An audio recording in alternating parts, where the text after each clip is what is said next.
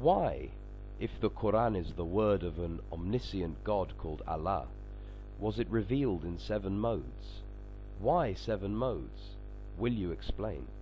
This is a question that every thinking and inquiring mind should ask, whether they are believers or unbelievers. After all, the Hebrew Bible, the New Testament, the scriptures of the great civilizations of India, China, Persia, and others were all in one version. Why did Allah, if He were the same as the God of Israel and Jesus, need to reveal the Quran in not 2, 3, or 4 modes, but 7? Incredibly, the answer to this question, based upon the records of Muhammad and Islam, is astoundingly simple. To start with, the pagan Arabs were mostly illiterate and very rarely had the facilities or the wherewithal to put down in writing the verses of the Quran. Most of the Quran had to be memorized by those who were attending Muhammad at any one time. Since Muhammad had to inform some of his immediate followers of his alleged revelations at different times, in different places, to different companions, over the incredibly long period of 23 years, it was impossible for him to keep track of the verses, their contents, and to which surah they belonged. He was giving different versions of a verse to different companions at different times. This caused, of course, dissent, consternation, infighting, and bewilderment among his followers. When these companions exchanged recitations, each believing that he had the correct and obviously the only true version, they started fighting and accusing each other of error or fraud. They of course had no other recourse but to ask Muhammad for the true version. When Muhammad heard the 2 or more versions, he told them that all are correct. Muhammad escaped this dilemma by informing his gullible and ignorant followers that the Quran was revealed in 7 different ways, modes, versions, or dialects.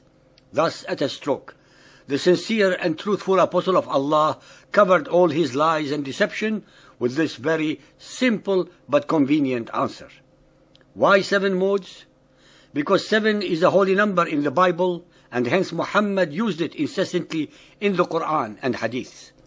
Allah, who gave the Torah to Moses in only one form, had to give the glorious and inimitable Quran in 7 different ways.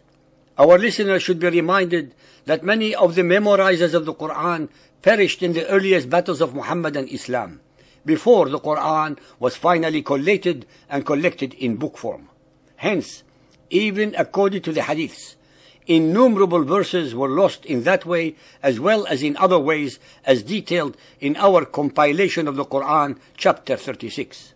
Sahih Muslim Hadith 1787, narrated by Ubay ibn Ka'b. I was in the mosque when a man entered and prayed and recited the Quran in a style to which I objected. Then another man entered the mosque and recited in a style different from that of his companion. When we had finished the prayer, we all went to Allah's Messenger and said to him, "This man recited in a style to which I objected, and the other entered and recited in a style different from that of his companion." The Messenger of Allah asked them to recite, so they recited. He expressed approval of their efforts, and there occurred in my mind a sort of denial which did not occur even during the days of my ignorance.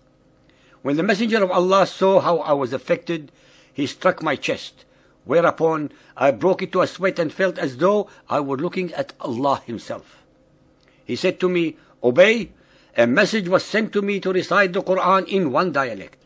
And I replied, "Make things easy for my people." It was then conveyed to me for the second time that it should be recited in 2 dialects. I again replied to him, "Make affairs easy for my people." It was again conveyed to me for the 3rd time to recite it in 7 modes. It is obvious then that Muhammad's Allah was incapable of knowing that the followers of Muhammad were such simpletons that they needed the Quran to be recited in 7 different ways for them to comprehend it. Muhammad's all-knowing Allah did not know their weaknesses. No truly divine supreme being could fail to know the weaknesses of his own creation. Sahih Bukhari Hadith 3.601, narrated by Umar ibn al-Khattab. I heard Hisham bin Hakam bin Hizam reciting Surah Al-Furqan in a way different to that of mine. Allah's Apostle had taught it to me in a different way. So I was about to quarrel with him, but I waited till he finished. Then I tied his garment round his neck and seized him by it and brought him to Allah's Apostle and said, I have heard him reciting Surah Al-Furqan in a way different to the way you taught it to me. The Prophet ordered me to release him and asked Hisham to recite it. When he recited it, Allah's Apostle said, it was revealed in this way. Then he asked me to recite it. When I recited it, he said it was revealed in this way also. The Quran has been revealed in 7 different ways, so recite it in the way that is easier for you. Sahih Bukhari Hadith 4.442, narrated by Ibn Abbas. Allah's Apostle said, Gabriel read the Quran to me in one way, and I continued asking him to read it in different ways till he read it in 7 different ways. Al-Tirmidhi Hadith 2215, narrated by Ubay ibn Ka'b. Ubay told of Allah's Messenger meeting Gabriel and saying, I have been sent, Gabriel, to a people who are unlettered, among whom are old women and old men, boys and girls, and men who have never read a book. He replied, the Quran, Muhammad, has been sent down in 7 modes. Ladies and gentlemen, please remember that the people of the book, the Israelites, when they left Egypt, were also unlettered. But the God of Israel did not need to recite the Torah to them in 7 different ways. It was exactly because of these various versions of the Quran that Uthman bin Affan, the 3rd Khalifa, allowed only one Quran to exist by burning the 6 other versions. Since Muhammad accepted and allowed the 7 variations of the Quran as agreed upon with Allah through Gabriel, no mortal should have had the right to burn any of them, as each one was supposedly divine. This unilateral act of his caused a rebellion and dissension among the Arabs that ended with his murder. This sacrilegious act nullifies the unfounded and totally spurious claims of the followers of Muhammad that the Quran was never changed or tampered with.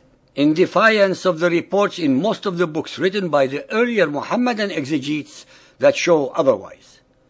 All the above illogical, sacrilegious and unacceptable anomalies can be instantly resolved when our listeners realize that the Quran in its entirety is a product of Muhammad's imagination, his own alter ego, but cleverly projected into the unsuspecting mouth of Allah, the supreme rock god of the Quraysh, thus giving his alleged revelations the authority of divine sanctity.